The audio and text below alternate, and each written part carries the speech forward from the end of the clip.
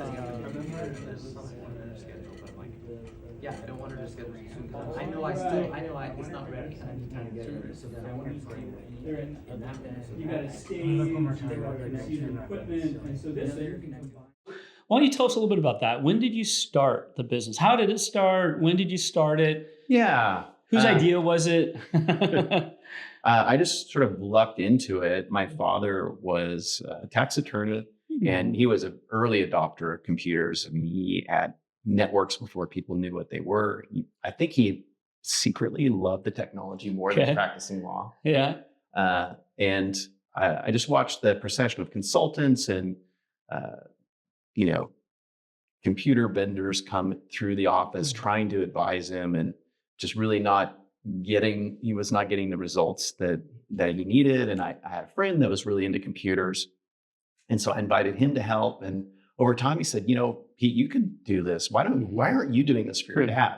And it just started from there. And then pretty soon it snowballed. I was doing IT for the other attorneys in his law, in the same building. And then I got referred out, and then I just couldn't stop it. I just kept getting more and more clients. That's great. I was a solopreneur at the time, sole proprietor, selling time. I used time slips, which is a piece of software that all lawyers used at the time, or many lawyers used for billing time. And, all right. Suffered from that balance of running the business and billing and doing all the things that keep it operating, but then delivering service to the clients and juggling crises that would come up. It was a purely reactive model, essentially, and hourly, so I was kind of in a rat race. It paid really well. So it paid for college. Okay. I came out of college with very little debt. And I was consulting through the whole thing. So that's great. It's pretty cool. What year was this? That is in the early 90s, 92. Okay. Yeah. Oh yeah, really early. Yeah, really early. So I mean, back in the internet really hadn't launched. I was using CompuServe and VBSs to do research, and it was really just learn by doing, And so tell me, I wasn't actually in commercial IT back in that time. I had just graduated in 1990 from college out of University of Oregon. So I'm a West Coaster also. But what I remember from back then is Novell Networks was available, I believe, around that time frame. Yep. I was doing consulting around NetWare. Yeah, those were it was so much harder back then. I mean, everything had to be done manually, and you had to control how the computer consumed and used memory. And, you couldn't just put peripherals in the computer. You had to tell it what IRQ to use and what memory address to use. And you had to juggle all that stuff around. It was, yeah. So I've learned a lot about this, not a lot of detail necessarily, but the challenges of managing those kinds of networks from Arnie. He said they were just fragile. Oh, yeah. They're just always breaking. Yeah. The very common networks are token ring, or, this big loop of coaxial. And if any connection broke anywhere, anywhere, could be under a desk or in a wall, the whole network would go down. Yeah, any moisture in it or anything. It wasn't hub and spoke like the Ethernet that we use now. Yeah, interesting. So maybe give us a little bit of that history then. So 92, you're doing this, you're sole proprietor. Yeah, at some point I decided, I want to get some formal education around this. I think this is really cool. And I kind of had in the back of my mind, I think I want to be a lawyer like my father. I was interested in environmental law. And I think that's the first, really, during that time was the first time I really disappointed him when I said, no, I'm not going to go to law school. I'm going to do this technology. But I think secretly he was pulling for the technology stuff. Okay. The second time I disappointed him, he gave me a hard time about it, is I took the name off of the business because it was Kardel Computer Services. Okay. And because I didn't want it to be about me. I wanted to be, because early on I thought, I really want to build a team. I want to build an organization that's bigger than I am. And I didn't want it to be about me. So we renamed it, unfortunately, to a really boring name that was hard to remember and not phonotactically clear. It was Computer Network Services San Luis Obispo, CNSSLO. That's a lot. Oh, it was terrible. It's a lot. I mean, I can't tell you how many times I had to say Charlie, Nancy, Sierra, Sierra Lima, Oscar. And as soon as you start saying that, people get like all freaked out. Like, oh, you're talking military to me. Yeah. But anyway, so eventually we did rebrand to CleverDucks. And that's what's really stayed. When was that? That was in the early 2000s. Okay. Yeah. All right. Got it. Yeah, we teased our team for weeks before that we rebranded. They knew we were going to rebrand it. They didn't know what it was going to be.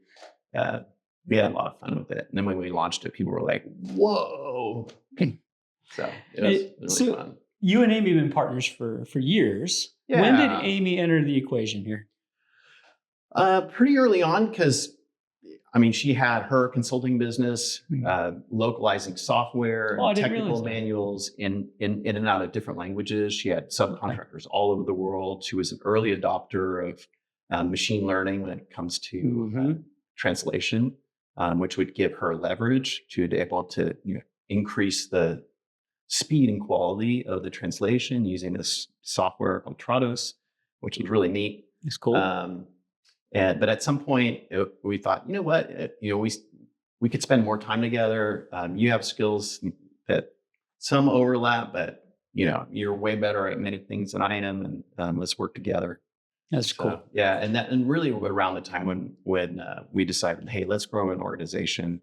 Let's grow something bigger than us. Okay. Yeah. And so that's the nucleus a little bit for the rebrand. Yeah. When you guys... that was a little bit before the rebrand. Okay. Yeah, and I'm somewhat introverted. It's funny you say that. I haven't known you to be. Yeah. Well, being introverted doesn't mean that you don't love people and like talking to them. Sure.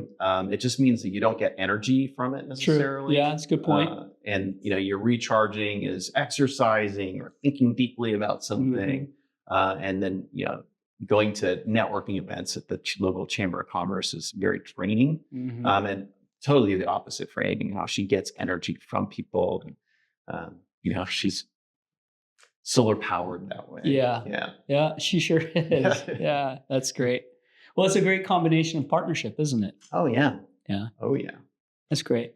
So then tell us a little bit about how you landed on the brand CleverDucks. Oh geez. So we hired a firm to help us with the rebranding, and we let them know what we wanted. We wanted something, a URL that was easy to remember, and we could, say it over the phone, and somebody would know what we were saying, and so they would be memorable and sticky. And they tried a whole bunch of different things. We were meeting with them, and in fact, one of the sessions they had us put on wigs, just to try to get, loosen up and get creative and throw ideas out. And none of it, we knew it was going to be a ton of work and a nightmare to do this. And so we wanted to make sure that when we knew the name, and we were super excited about it. And they came up with some great ideas, but it just nothing really was exciting us. And so we decided, we took off the wigs, and we decided to just give it a rest for a couple of weeks. But the owner of the company had gone on vacation to Bali, and she was just sort of telling the story about her vacation. And she goes, "You guys are Danish. I met this Danish guy, and he was talking about these kids being clever ducks." And Amy and I just looked at each other. That's the name. And I took out my phone. I'm like, "Is the URL available?" "It's unavailable." I emailed, someone to secure the URL, and they were just looking at each other like, "What just happened?" Well, I think that's how things do happen sometimes, right? When you know it, you know it. That's kind of what you're saying, right? It just really felt right to both of you. Yeah, for sure. And I think it's a great also, kind of thought around what we do as IT professionals. We do have to be clever a lot of times, don't we? Yeah. Well, I mean, the name is fun because, there's a lot going on with it, because ducks fly in formation, because like a peloton, like a cycling peloton, because the ducks use less energy. It's more efficient to travel as a team, and they trade off leads, between the trailing ducks and the leading ducks. And ducks are super versatile. They can swim, they can fly, they can walk on land. I love it. Yeah, it's really fun. That's a great point. I had never thought about the flying in formation part. I didn't realize that they switch who has Yeah, lead. you switch off leads. Yeah, That's interesting. Yeah, so like yeah. the stronger... Even the lead duck gets some benefit of the drafting ducks because there's less turbulence. It's interesting. And Well, I never thought about it. Yeah, they almost fly like an airplane wing, a triangular airplane wing, right? So, so you can think of the air just flowing off of the lead duck, and they're all in the slipstream. It's very cool. Yeah. Now I'm partial to it. I don't know if you know why. Well, now I know. Yeah, my Oregon heritage. Yeah, for right? sure. Like we have ducks everywhere, and it's just kind of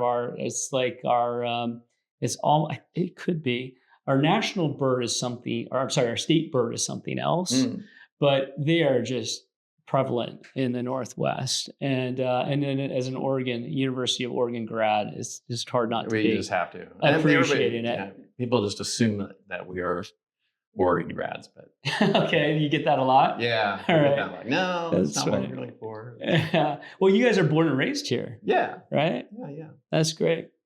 So for me, in fact, I'll give you this little connection that I've had with the brand. So obviously my heritage, but growing up in Oregon and all of that. When I first started at ConnectWise in 2008, and I think it was maybe about a year in that I came across, well, actually it was sooner than that. It was pretty quickly because Amy was coming to advisory council meetings for us. She was part of the ConnectWise Advisory Council board. And once I learned of the name of her business, I was like immediately attached. So That's great. It was great. I love the brand, and I think it's got a lot of meaning behind it that I didn't even realize, which is really cool. So help me then understand your mission as a business, as a team. What have you kind of driven as that, your mission and vision for the business? We just want our clients to win, and we're really focused on helping our clients deliver better service to their clients. A lot of times we try to think, what is the impact for their customer? And we feel like if we do that, kind of like Arnie did with ConnectWise, just wanting the ecosystem to do well, and wanting MSPs to do well, and by them doing well, he would do well. And we felt like that was the way to go. And it's more fun. We really feel like if we're not having fun and we don't feel like we're delivering value, then it's just not worth doing. Yeah, that makes a lot of sense. I think a lot of us are driven by that kind of a mission. And I think, around technology from early 2000s to today, it's become even more important what a business is running with technology hasn't. And for me, it's like you pay your power bill and then you figure out your technology, right? Like the two things kind of go together to build a business these days. Yeah, well, it also gives you leverage too. And in a lot of ways, the technology levels the playing field. So a small, nimble player can outmaneuver the big incumbents. And part of it's just attention to detail or the ability to pivot quickly, but also leverage technology in a way that's available to everyone. And that's something my father was able to do as a solopreneur. He could run circles around the giant law firms using technology and his wit. And I just always thought that was awesome. That's great. Yeah. Amy mentioned at dinner last night, she mentioned the fact that you guys service an industry that's pretty prevalent out here, and that's agriculture. Yes. So we do have some strict ag customers, and it's amazing how much technology is in there. One of our clients is Greenheart Farms, and they grow these seedlings so that instead of the farmer planting seeds in a field, because the inputs into agriculture are very expensive, and the field's expensive, and the time is expensive, and you can't afford to have any square inch of the field not producing. And so what they do is they plant pre-sprouted seedlings in the fields. And so the yield is much higher and there's no wasted space. And the amount of technology that these guys leverage into making this kind of an industrial or manufacturing kind of process around plants, it's just incredible. Yeah, that's interesting. I think I may have been driven by this property. And let me ask if it's on this way. So my wife and I are staying in Pismo Beach. Felt it'd be really great to just be beachside. We're so close to San Luis Obispo here. And then we wanted to explore a little. So I think it's called Ozo Lake. Oso Flacco, yeah. Okay. So we went down that way, went down that Yeah, you certainly 3-mile went, yeah. road. And on the right, there were these covered facilities that were like greenhouses. And on the ends, we could see through a little bit and into the property. And what we saw is raised up kind of chest high or stomach high on the, underneath the greenhouse was a bunch of plant rows. Yep. Is that the seedling work you're talking about? Yeah. And there's a few companies that are doing that. And that's very exciting. And the other agriculture that we support are wineries, which are really amazing. It's a 3-part business. It's agriculture where they're growing the grapes, and then they have manufacturing in the middle where they're making the wine, and then they have hospitality in the front with regulation just woven in between. Yeah. All right. So tell us how the technology has really changed those businesses and what kind of technology you're helping them implement these days. Well, I mean, everybody needs connectivity. So it doesn't matter if you're out in the boonies, you still need it. Yep. And that, originally the technology was these dial-up circuits and then ISDN and then T1, very expensive. And, as time has gone on, there's just been more and more opportunity even for the remote clients. And as the bandwidth increases, using now Moore's law, more and more things become possible until, as the bandwidth goes to infinity, it won't matter where the compute or the data is. It just won't matter because you have infinite bandwidth connecting you to it. So I think that's really what's happened is the technology's been dematerialized. It doesn't so much have to do with servers anymore, buzzing in a network closet at the client's location. It's really the business processes and how to automate those and support those. And in many cases, it's in the cloud. It's only been good for us. The cloud thing, if you would have come to me in the early 2000s, said, you know what, about 80% of your business is going to go away in the next 10 years. I would have been terrified. But it's meant that we can focus more and more on what the business needs, and we're fiddling less with the technology that does that. The speeds and feeds and whatnot. Right. So it's been very rewarding. So more technology solutions, yes, and less tinkering with the infrastructure, making sure the infrastructure and all the systems are working. Yes. Right. A lot more on the business analyst side of things and solution building and architecture more side. around APIs. Okay. Than gigabytes and whatnot. So so for those non-technical people, those APIs are basically getting applications to speak to each other. Right? Yep. Yeah. Okay. And then the infrastructure still is incredibly important. Sure. And so the networking part and the security infrastructure and identity infrastructure, knowing and verifying who's logging in and 2FA and all that good stuff, and then monitoring for malicious actors. I mean, all that's very important. So it's not like the physical part went away. Yep. So we're, we believe that every business needs to have a redundant internet connection that can handle some kind of failure. They shouldn't even notice that something's gone down. Yeah, that's interesting. I'd like to ask you about something that I'm pretty passionate about too, and it's this security threat that we talked about. You kind of mentioned here. What is the root of it, in your opinion? What do you think is driving the security threat to small businesses throughout America? It's the ability to monetize the loss of your data. Yeah, ransomware was a real important business model for the threat actors, right? Because it, for years, small business owners were like, no one wants my data. They can have it. They can have it. No, it doesn't matter. It doesn't. We don't have some kind of intellectual property that anybody wants, and the threat actors really turned it on its head when it's, well, it matters to you. It doesn't matter to us, and we'll just make sure you can't access it. Yeah.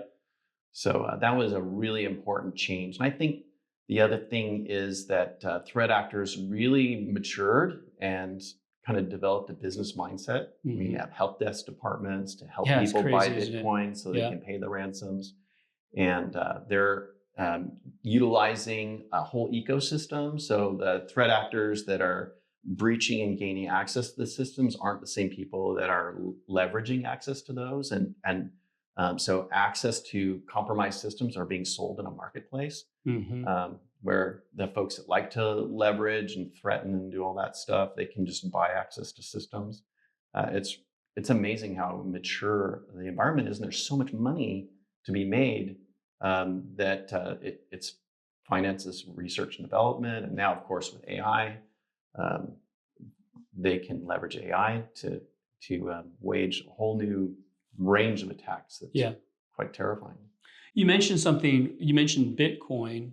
I feel like Bitcoin has actually been a big part of what's caused people like these threat actors, these black hats, to really pursue businesses in America. Because in the past, if you think prior to Bitcoin, well, how are they going to get the funds, right? And it was a lot of regulation around banks and wire transfers that would have to happen, or some sort of money movement that would have to happen in those cases. And now you can hide behind Bitcoin. Yeah. And because you can hide behind Bitcoin, it created the financial way to move the money without getting caught. And I think that helped. We could see, in fact, we saw a spike after the use of Bitcoin or the development of Bitcoin, that they saw it as a means to make this model work for them. Sure. I would push back on the causal relationship. It just was one piece of technology that made that business model work better. Yeah, but all technology is that way. Every new invention is standing on the shoulders of everything before it. And as you've seen, any new technology that's been adopted, the adoption cycle is faster and faster. I mean, look at AI and how quickly that's being adopted, because you've got cloud computing, you got everybody with a smartphone, the barrier to entry is super low. Yeah. And I think that's just Bitcoin and cryptocurrency is just another technology that was leveraged by threat actors, but it's also incredibly beneficial for society in general. Yeah, I agree with that. It's got two edges to the sword there, doesn't it? Yeah. And the U.S. government's going to pursue stablecoin as a way of creating more demand for short-term treasuries. So I don't know. I think it's really good. I think that the blockchain is going to change a lot of businesses. Going back to the mortgage brokers and title and all that stuff. I mean, all that stuff is ripe to be disrupted with the blockchain. Yeah, I think it's unfortunate that they've effectively hijacked something that was meant for good, Bitcoin, and taken over its use or used it in ways that are malicious. So we had to fight back. Kind of like gunpowder for fireworks versus... Yeah, right. We had to fight back though, right? Right. We had to fight back. And I also think that, as you mentioned, with taking people's data and holding it hostage, it isn't just about taking the data anymore. It's about the fact that it ceases business operations when that data is not available to you, or when your systems aren't operating. We need technology to be productive. And when that technology isn't operating on a day-to-day basis, it really creates a lot of risk in our businesses. I've seen plenty actually go out of business over ransomware. Have you ever seen reputational risk too? Yeah, right. Because everybody's getting more aware of the risk of their supply chains, especially now after COVID. And if you have a vendor that has a security incident and they're not able to serve you for a period of time, then that's a risk to you. Yeah, absolutely. Yeah. So you were talking about the ag business you support, those businesses and their needs and whatnot. One thing that dawned on me as we were kind of breaking is, one of the things I would imagine is, you mentioned connectivity. So kind of WiMAX technology, being able to kind of get, bandwidth out over a field or from one distance, to another of long distances, and be able to ensure that people connect back. But also, I would presume that those businesses have a lot of sensors out in the field. Yeah, there's a lot of telemetry that they're getting, whether it's the winery, where they have a whole management system, because they've got a lot invested in that whatever stage of process they're in, and it needs to go right. And having visibility into how the business is operating is huge. You Mm-hmm. know, it's just their version of business intelligence. Yep. Just there's product on the line for them. And Like, tangible product, I guess you'd say. And you do a lot of work around that of recommending what's the right set of sensors and how I mean, should they it's very communicate that's back? very specialized, Mhm. and so there are firms that deliver a great product. So we support the infrastructure to make sure that they have what they need Mhm. to make that happen. So it's just not a field that we decided to focus on because there's some great vendors there already. It's not Nice. a gap that we needed to fill. Got it. So you must partner with them. Oh yeah. So the main thing is don't try to chase all revenue. Just figure out what you're really good at, Mhm. where you can make the biggest difference for your customer, and focus on that. And you know, yes is good and no is fine too when it comes to different things that you can do. Yep. And it's better to find a partner that's truly better than you for that aspect, because then your customer wins and somebody else flourishes, and overall it's an expanding pie as far as I'm concerned. That's great. Yeah. Know what you're good at. Yeah. That's great. Yeah.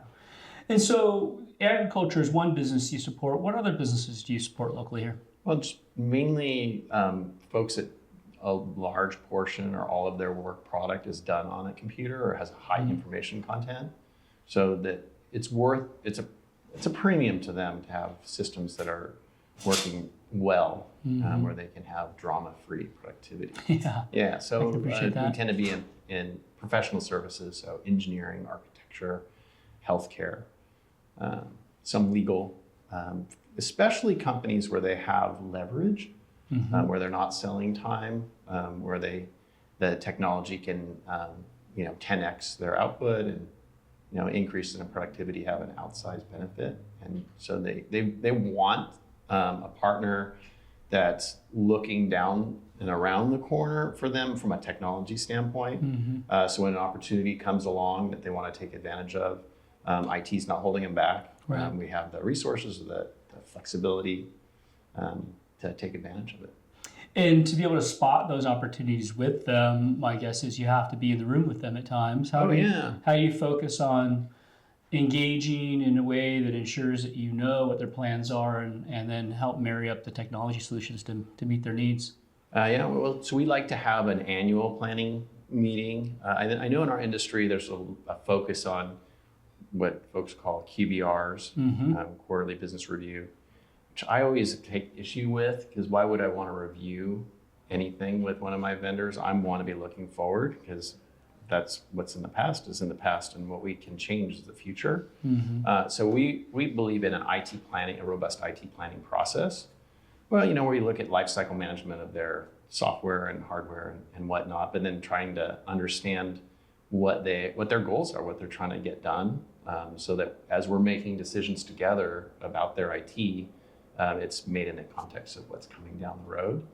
And then once we have that plan, kind of a roadmap, then we have monthly check-ins, sometimes more frequent. So because the faster the business is growing, the more dog year-ish their time cycle is, and you need to meet a faster cadence.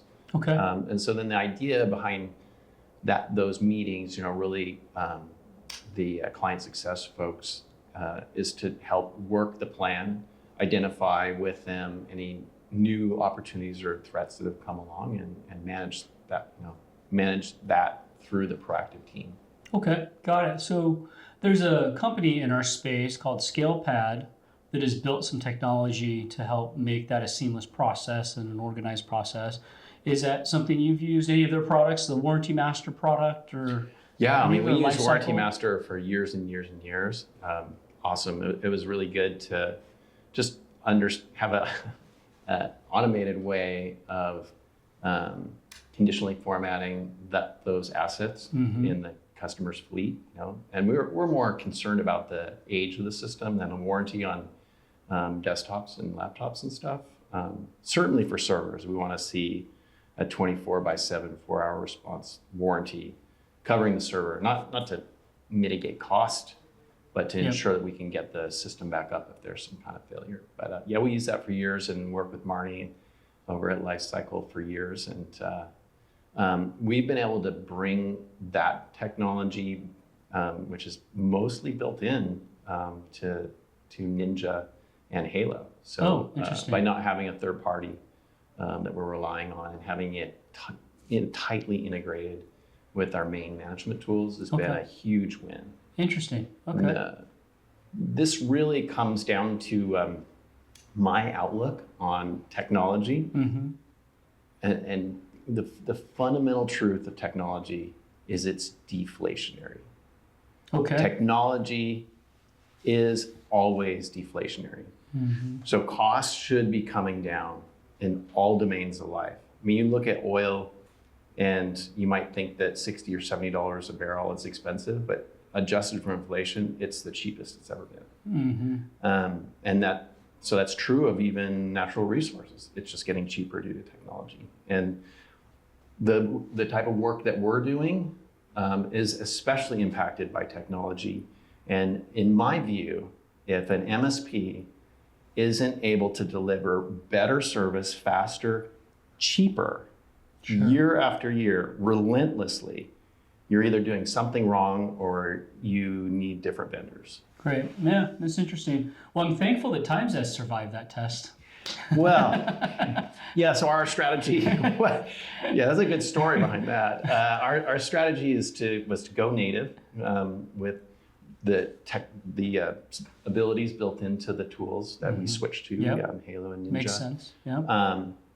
And then if we identified something that wasn't good enough, and we found that the scheduling wasn't good enough in Halo, and we remembered how awesome TimeZest was in our previous platform, and we begged that you would let us come back. I remember reaching out to you and going, "What's happening with What Peter? happened? Where's Peter going? I thought I knew you. Do I need to talk to Amy?"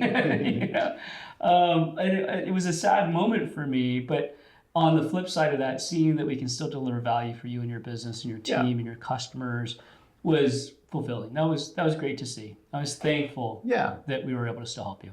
Well, I think it's because this is what you think about every day in the office, in the shower, on the beach, I presume. You think about it in your off time. All the time. How you can deliver a better experience for our customers, because I believe you're very much focused on our customer, which is amazing. And that's just not something that somebody that builds a more general purpose tool is going to be able to do.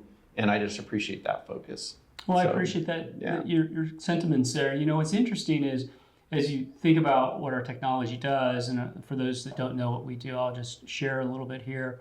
We basically make that appointment that can happen off of a service issue, finding a time to meet with an end customer to fix the problem just much easier. It's a seamless process. It's just a few clicks to schedule time on a service issue and meet with your end customers. But a lot of what we first focused on was, well, how do we make the technology team really efficient?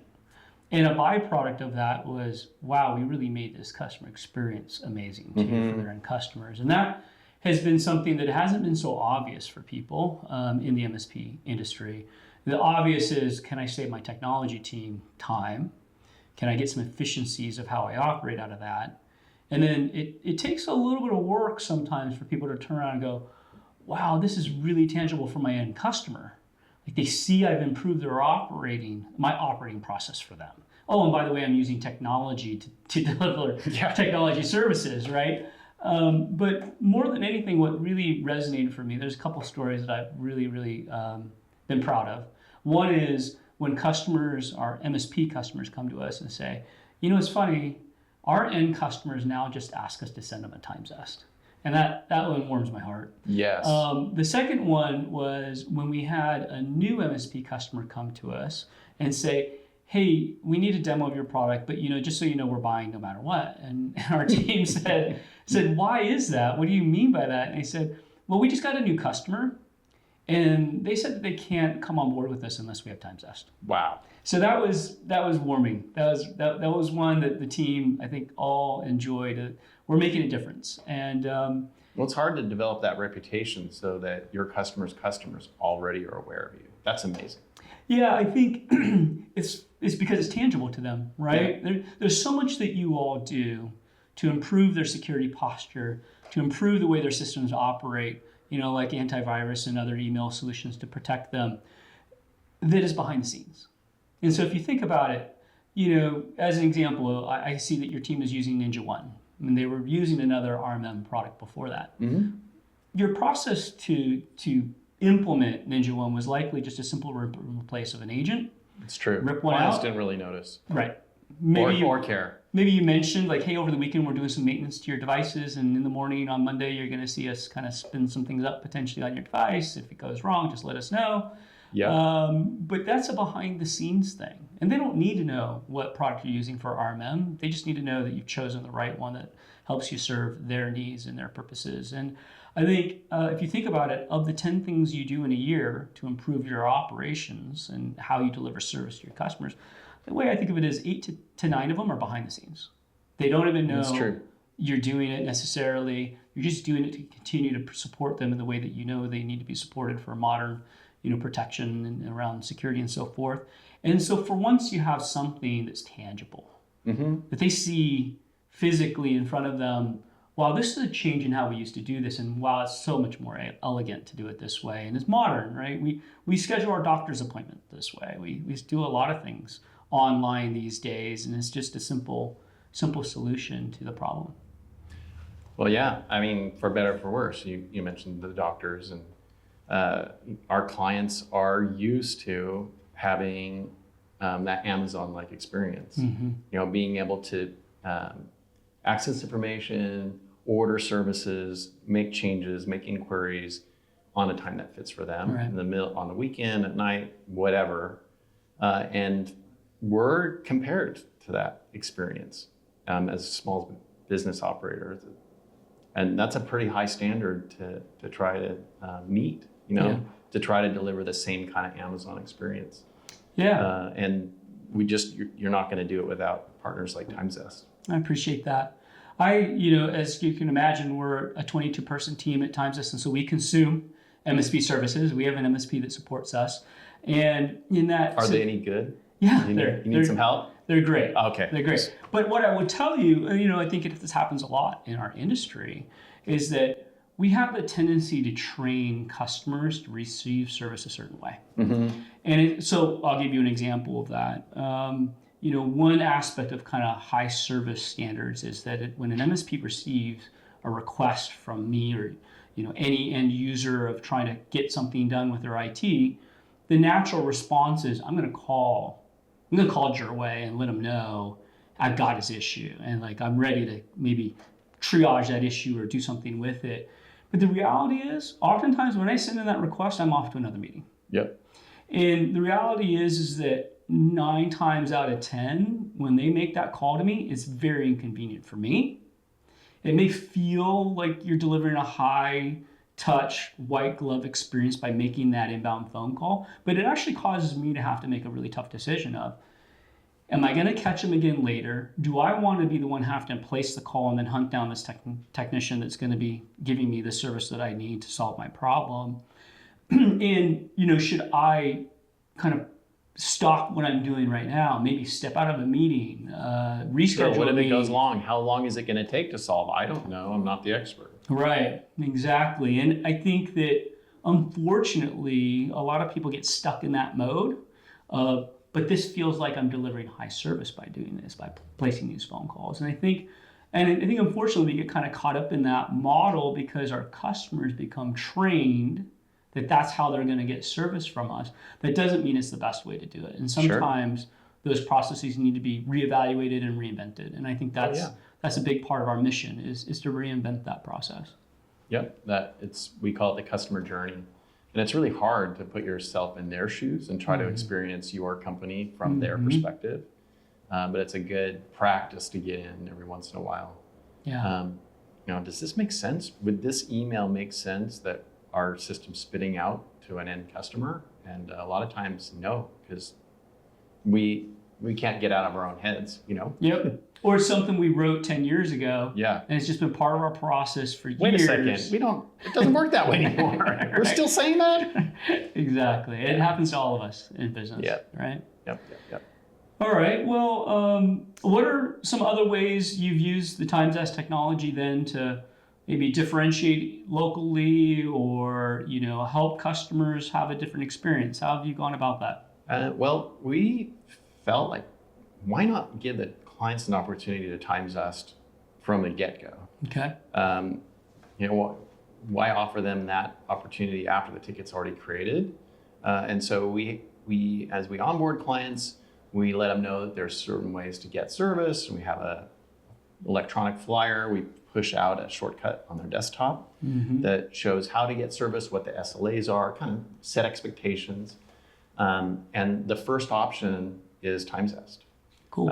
So they can click on a link, and then if it's appropriate, for, where they want to spend some time with the tech, and then they can right then and there schedule an appointment with us. Very and so we skip that whole dispatching process. The client, it's off of their list and onto ours, and then we get together with them and take care of their problem. Cool. Is there a team of people on your side that you Yeah. put in that scheduling link, or you generally do a one-off?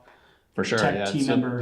that would be a shareable link to the help desk, Okay. and then it uses a round robin Great. scheduling. And behind the scenes, that when we first got TimeZest, techs were kind of apprehensive, like, oh no, people are going to be on my schedule, and there's so many ways to have TimeZest be sensitive to their schedule, not schedule things Right. back to back, buffer times, etc. Not schedule them during lunch. And just because it was scheduled with one tech doesn't mean behind the scenes we can't or shouldn't change who takes that appointment. So from time to time, it's appropriate to have somebody else take it, or someone calls in sick. We have the TimeZest schedules. Those are commitments to be there. So folks know that they will honor those TimeZest appointments with clients, because we can't have them schedule something and expect somebody and then we stand them up. That just can never happen. They can stand us up, and it does happen, but we will never do that. Yeah. Well, I hope it happens way less, because we've been able to get an appointment into their calendar. Yeah. Super easy and seamlessly. Yeah, but people are busy. Absolutely. Absolutely. And things come up. So it's absolutely fine. Well, and I can't forget to let you know about this too. About a year ago, we enhanced our system to allow you to have a broad control of reassigning resources on those scheduled appointments. It's our Calendar HQ functionality.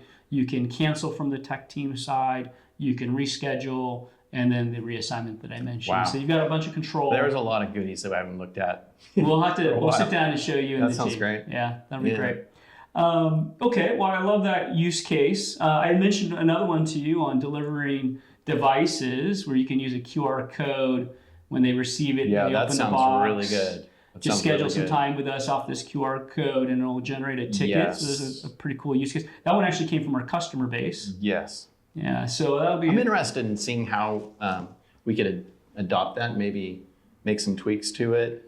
Because generally, we find that it's better not to have issues handled by several different people in the team. Because a lot of times there's, background that's lost, or, techs tend to start asking the same questions over and over. Right. You need a continuity. We try to really, have one person responsible for the ticket and get it resolved and put away. Same kind of thing. We want the same person who preps the machine and deploys it is going to be the one that does any follow through with the client. So, Good. But I'm confident we can take that idea and tune it to work really well for how we operate. Yeah, we can definitely have it scheduled with that given tech. Yeah. So we'll chat about that more. That sounds great. Yeah, that's great. Okay, well then I guess, let's keep going down the road of, have you gotten any feedback from your end customers about their experience with TimeZest? What have you heard from them? They love it. I mean, any customer can, like business owner or manager can schedule an appointment with me. It doesn't happen much. I guess they think I'm super busy or something.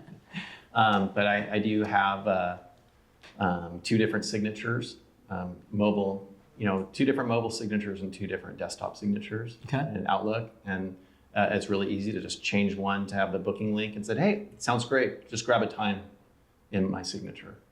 And it's awesome. It saves them time and it saves me time. That's great. So it's really good. And the other feedback is, it's a challenge. Reactive services is surgy. And we can't have a staff on the service team, help desk team, that's able, 24/7 to be able to handle the top surge in demand. So having multiple, modalities for clients to get service, you can't just say, we're going to answer every phone call.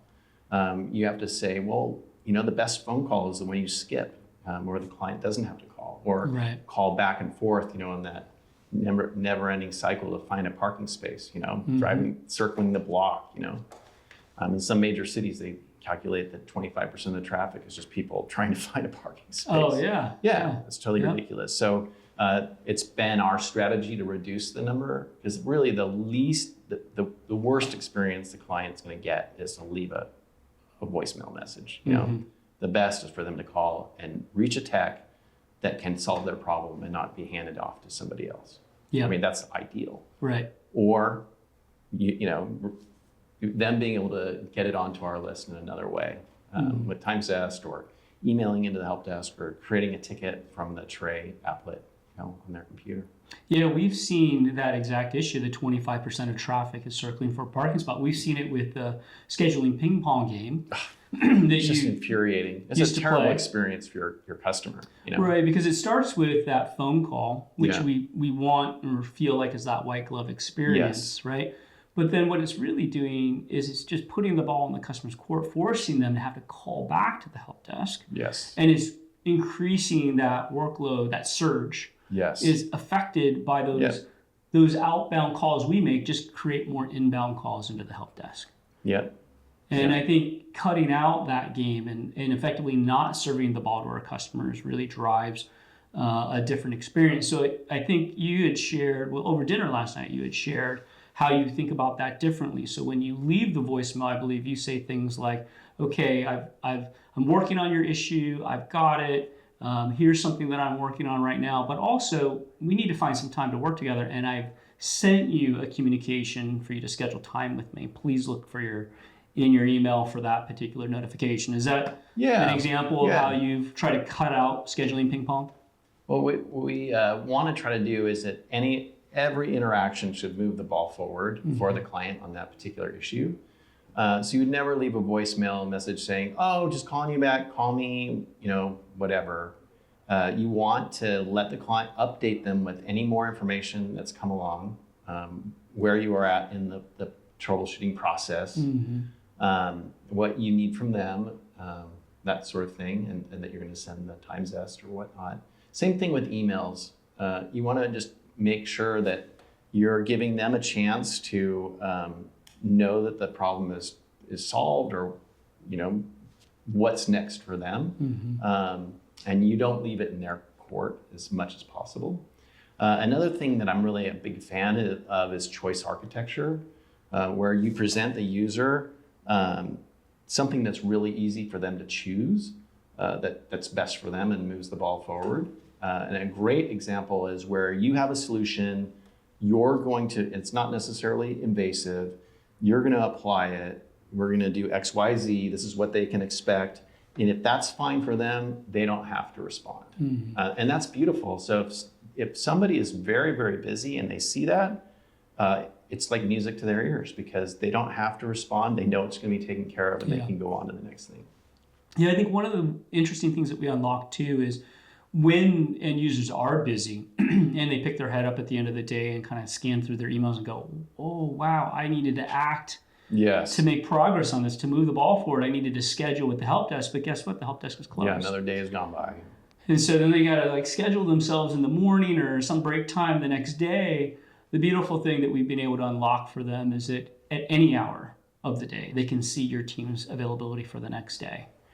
And they can schedule themselves when it's convenient. And I think, especially for busy VIP end customers, that has been a lifesaver for them. They don't always have the time to get to your help desk before 6 p.m. because they're just busy. Yes. And with their own day and their own business, right? Yeah. It's very good.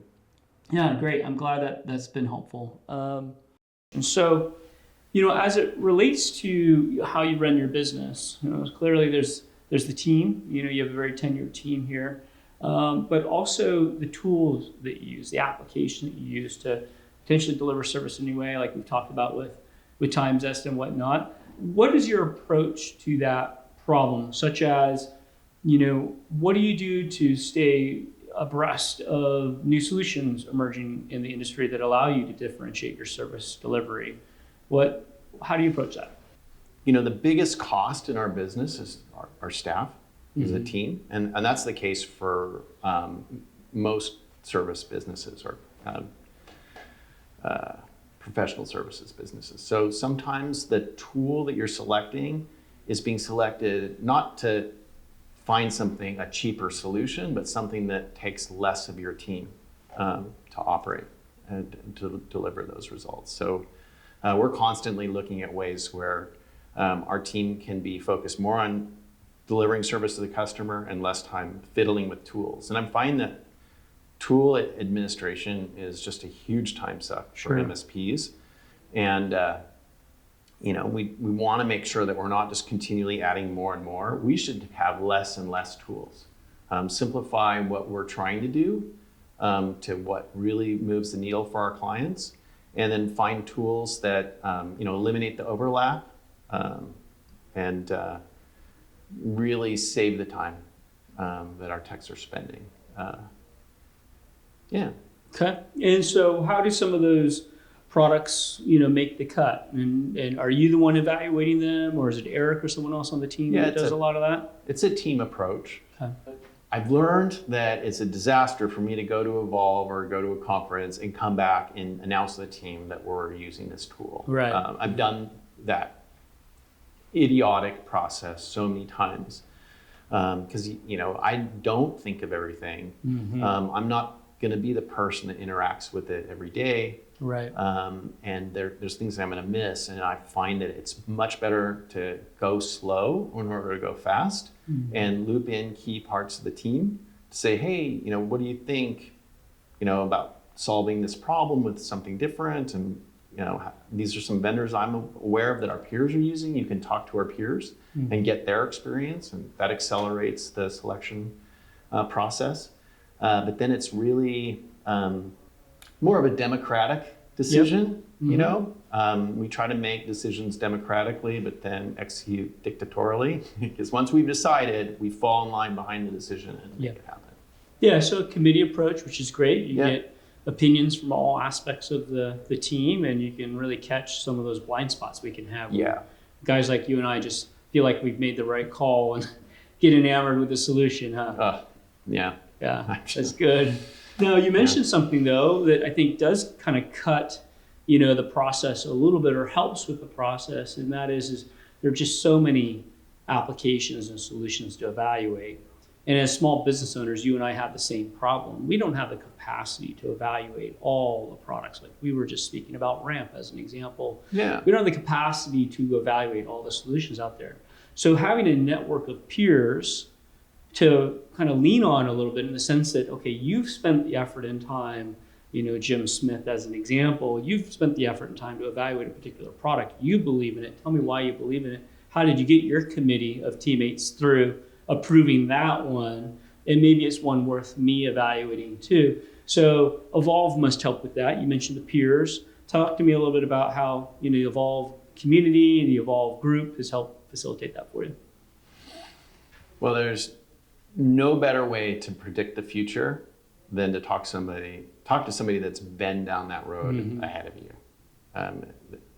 Whether it's finding somebody to mentor you through big challenges in life or in your career, talking to somebody that has a firsthand experience. And peer groups are indispensable for that. I get ideas all the time, and sometimes they don't come into fruition for a couple years. I just hear that somebody's using something, and then when the time is right and I'm there's a gap to fill in our process or operation, I have somebody to reach out to. And you still love that vendor? How's it going? How would you structure the deal? I got a dirty secret to tell you.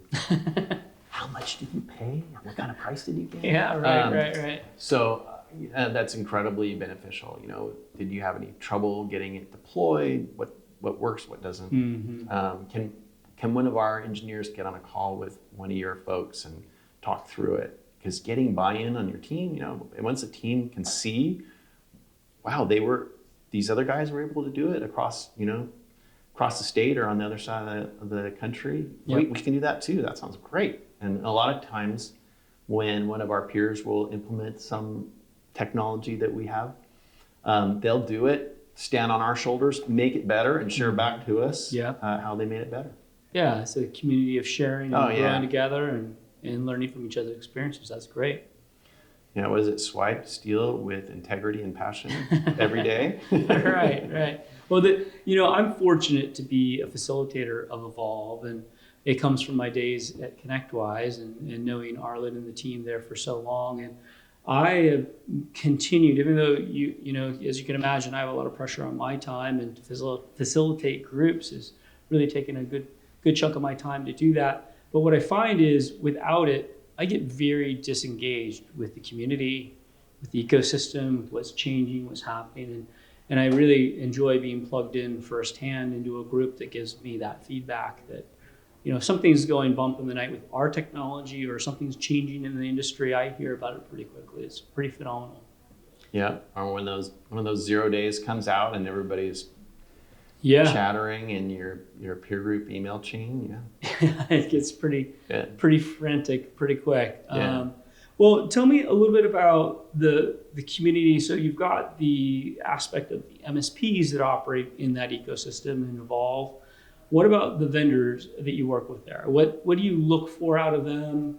The ones that participate, what are you hoping that they deliver when they show up? Well, understanding what our revenue model looks like and that their revenue model with us matches that, so we don't have a disintermediation situation where something changes with our number of customers or whatever, and it's not in sync with how we do business with our vendor. And that can be really damaging or beneficial. If they grow directly proportional to how we're growing, that's a really good revenue model to have with a vendor. Another thing we look for is how easy it is to do business with them. What does their billing process look like? Invoicing, how do we pay them? It seems like very simple questions. Those are non-value add parts of the relationship. They have to bill us to stay in business. We have to pay. But that part of the relationship doesn't add any value for either party. So it needs to be as smooth and automatic as possible. Yep. So that's very important. And then I really like to see where there's a really robust training process for our team. If it's a complex solution, I want to see that they have some kind of certification process that we can run our staff through. So there's some kind of structured learning, a little commitment device that we can use around that certification for the folks to sit down and do some focus study. Okay. All right. And so subconsciously or consciously, if a vendor participates in Evolve on a recurring basis, on a quarterly basis, always sends someone to represent them there and communicate changes or their approach to their product and whatnot, what is it you think about them? Is there an additional bit of value that you feel you get from them being present at those quarterly meetings? Yeah, I think those vendors are the ones that have gone to marriage counseling, basically. Okay. People that go to marriage counseling tend to be the people that need it the least because they're leaning in and they're wanting to learn how to make the relationship better and understand what the needs are of their partner. And so I think that Evolve has done a really good job of trying to educate the vendor to get out of their head and to think like we do as business owners in the room. So I think it does bring a maturity level to the vendors to understand what we need. And I think it's been really beneficial to the vendors too, because once they can get the trust of one member in the group, it can be pretty much a waterfall to getting everybody else on board, assuming they have a really good solution. So I think it can save them a lot of time. Yeah, that makes a lot of sense. Yeah, so when you've gone to quarterly meetings, have you ever found it really valuable that a vendor you're working with is present and you know that they're going to be there and you can engage them in conversation, not have to pick up the phone to call them and maybe get through the phone tree to pin them down? Have you had moments where that's been of value to you? Oh yeah, I mean, relationships are built face to face, and the technology and being able to have a Zoom or a Teams meeting is great, but there's nothing like hanging out with a vendor, going to a dinner, seeing them at Evolve, where you're unplugged from the office and you just have time to do a little bit of life together and develop that relationship, because vendors they're folks just like us trying to do the best work they can, and they've got all kinds of competing challenges, and sometimes we can help them, because I do like the opportunity to recommend to a vendor, hey, maybe you should talk to one of my peers. I know they're having the same challenge and you could help them. And so I like to make those introductions if I think it's mutually beneficial, and that works really well in that face-to-face environment. That's great. All right, so you talked a lot about the tools that you use, where you go about evaluating them.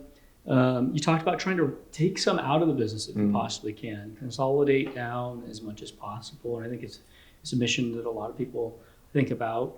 What do you do to think about, how a technician works throughout the day? How many screens they have to have? How many apps they may have to, interact with in a day? How do you approach that problem? Is it a constant problem you're chasing? Talk to us a little bit about that. Well, you can simplify the number of steps that folks have to take to make things happen, and different logins they have to go and pursue and whatnot. It just helps a ton to just have all the information right there at their fingertips, and not have too much complexity. So, our main management platform is such that there's nothing on the screen that's not there because we don't want it there, or because, we want it there. It was all curated. It was every button for every ticket type is something that we've designed, and it's on the part of the screen because that's where they need to click next. Yeah. So that's really huge, because then the tool should fade into the background, and then the tech should be really thinking about the issue itself. The tech is there to support, and they're thinking about communicating with the client and taking every opportunity that they have. Every interaction with the client should be an opportunity to move us closer to the client. Yeah, that's great. And if they're fiddling around, with that cognitive load of making the tools work, or trying to find something, or trying to make one tool that's linked to another that's a little janky, that's just friction.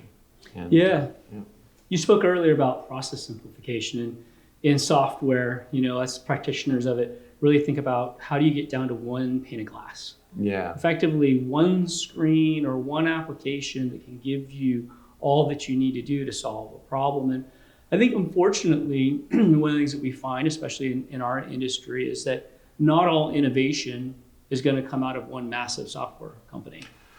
And so what I respect out of those software companies, one being my alma mater, and which kind of led the way with this at ConnectWise, is they allow third-party products to integrate into that experience. So as an example, our product, our TimeZest product, and the little bit of UI that we have to operate our product, the few clicks you have to do to send out a scheduling request, can operate within a ticket, which keeps your team in their workflow. So that integration is invaluable. And I need to give kudos to Autotask for following on. We communicated with Autotask when we developed our product and said, hey, by the way, this is a really cool way for your end customers, your MSPs, to be able to get some value of other products that they use. It lives in your application, and your application is and should be the heart of the operation for support and for that proactive work that people do. And then Halo quickly followed on too after we placed the call to them. Thanks saying, for doing that. Yeah, right? It was there for you the minute you got there. And part of that was the groundwork we had laid with Tim ahead of time to say, hey, look at what the rest of the PSAs are doing. What do you think about letting us integrate into your application this way? So I hope others do it, like Synchro and maybe BMS and whatnot. But Yeah. it's been invaluable for you, I take it. Oh yeah, very, very good. Single pane of glass. Too slick of a term for me though. Not always I gotta tell you, possible. it makes makes my skin crawl a little bit. I think the other thing, going back to the simplify, is, as MSPs, we know what good looks like in a lot of cases, but we don't pursue the good relentlessly in every customer because we're just too busy. Mm-hmm. So I think it's just incredibly important that we don't tolerate little inconsistencies. Like if you've decided that all your clients' DNS is going to be managed with a platform so that you don't have to cross-train your techs on how to make DNS changes or do troubleshooting in 3 different platforms, or not be able to reach one of the domains for one of your clients because it's not documented. Well, guess what? It's a ton easier to document if they're all in the same platform. Mm-hmm. But it takes work to make that happen. Yeah. And it might sound daunting, but the payoff is huge. So to the degree that you can get all your clients on a really solid, robust platform with as little variability as possible, it simplifies all the cross-training of the text, and your documentation isn't 20 pages long, it's 1 page. Yeah. So much better, so much better. So it's not very sexy. It's not some magic bullet. It's a lot of work, honestly, but get those standards applied, make it happen, and do that first. Do it up front, just bleed out on the contract when you first onboard a client. You're gonna spend the time eventually. You'll spend 2 or 3 times as much as you would if you had just done it all up front. Yeah, I've noticed that about how you operate, and I think you're fortunate that you've been able to kind of perfect this model over so much time. But for those that are kind of getting started or maybe tussling with this problem, where would you recommend they start? Well, just use the effort. The effort result matrix?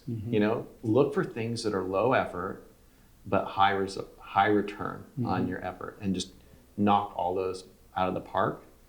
They're quick, they don't cost a lot, and you get through those and you're going to get so much buoyancy from it that you'll be able to kind of start chasing down the next harder thing to implement with maybe the same or less effort.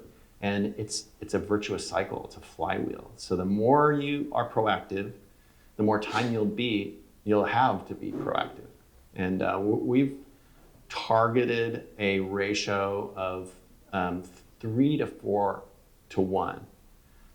3 or 4 proactive techs to each reactive tech. Okay.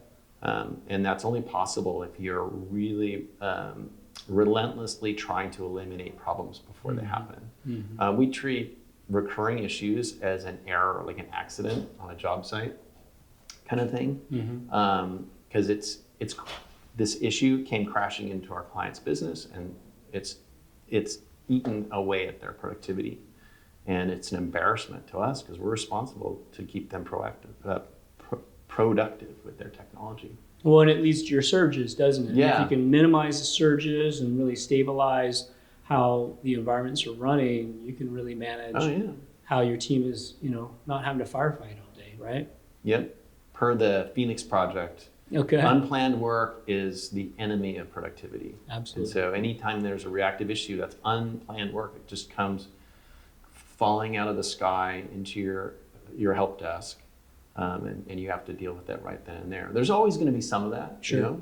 And our help desk folks do proactive stuff, so add smooth changes, which we've highly automated for our users. And then there's always a menu of proactive proactively things they can step through the client environments and do when they don't have enough reactive tickets to work on. That's great. Yeah. All right, you reacted to the single pane of glass. I gotta drill into it more. Okay. What has you reacting to that? Does it feel like marketing lingo? I've Yeah. always used it. I mean, obviously, I've been taught it by others, right? But we kind of embrace it as like it describes the problem, or at least the objective is try to Sure. simplify to one pane. What is Sure. it that has you Well, reacting? I think that it's overused. Yeah.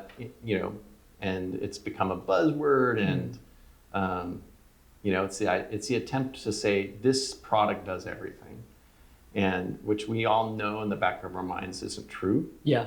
Okay. And you don't pursue the single pane of glass. What you're doing is you're trying to make Autotask, ConnectWise, or Halo be a better product by just enhancing their solution. And it's not about you; it's about them, their product, and their customers. Yeah. And that doesn't feel like single pane of glass to me. That feels like partner.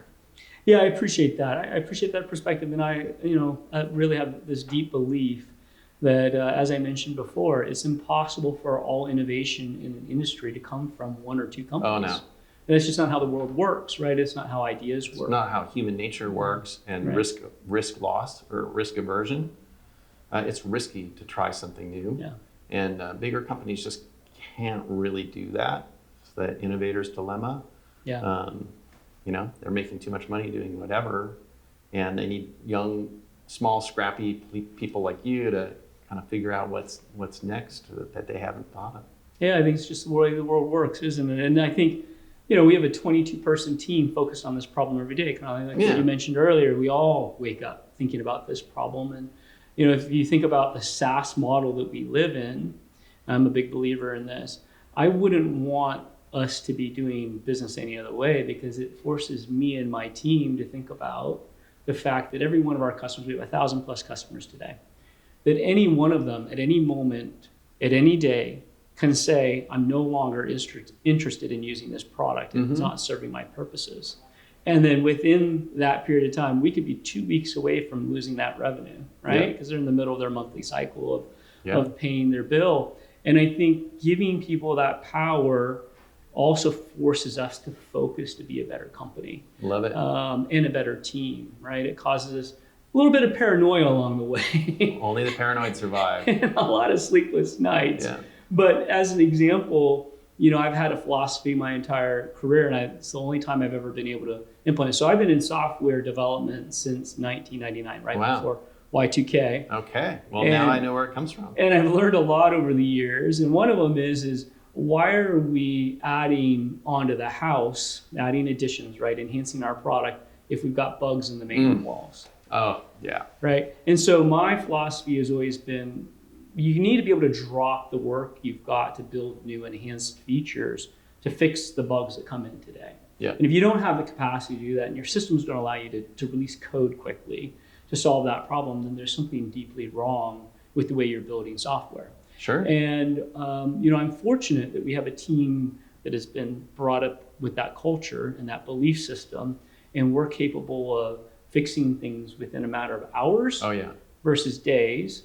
And then obviously you're balancing the priority of how significant an issue is. But to have the space and the process and the team empowered, like you've talked about your team being empowered to make decisions, that they're empowered to make decisions that we know that when those issues come up, it is our culture, it's our process to get it worked out, because we could lose customers overnight without having a high quality product on the market. So that's been just a really important belief of mine, and fortunate that a lot of places believe that having a backlog of bugs is just part of software development. Yeah. Well, that's why you're in my office today. I appreciate that. Yeah. And it's also a matter of trust. So our team and our clients are super busy, and if the tools are letting them down due to bugs or weird behavior, it erodes at trust and it erodes at adoption. So I think that's what can lead people away from vendors is, their team just won't trust it. It's broken too many times. It's too much of a headache. Give me something better. Yeah, it's the last call I ever want to receive is that you have a frustrated customer because of our technology and what we've done and built. So I'm really proud. Yeah, well, you're very the team is done. customer facing. Absolutely. That's a big responsibility. It is, and I love the pressure of that. Yeah. It makes us rise to the occasion. You're a sick man. It delivers that value, like you mentioned. As you mentioned, billing is not a value between us. Yeah. Right. But what is a value is ensuring that your customers are happy, that the technology works, that it's doing the right thing. That's real value that you're delivering for us. Yeah. Awesome. Yeah. Appreciate that. Well, Peter, it's been awesome chatting with you today. If you ever have a need for some time in Tampa, please come by. We'll have to get on the sailboat. Oh yeah, we'll definitely go sailing. All right. Awesome. Thank you, sir.